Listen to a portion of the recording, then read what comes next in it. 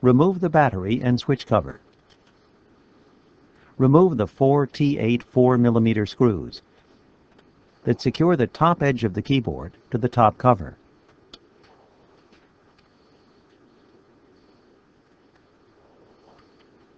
Use a flat-bladed tool or your finger to lift the top edge of the keyboard and then place it upside down on the top cover.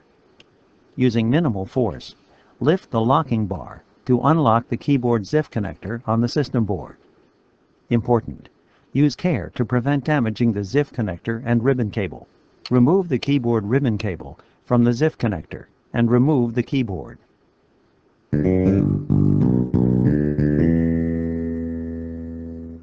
Place the keyboard upside down on the top cover.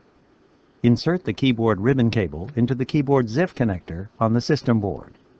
Important: use care to prevent damaging the keyboard ribbon cable.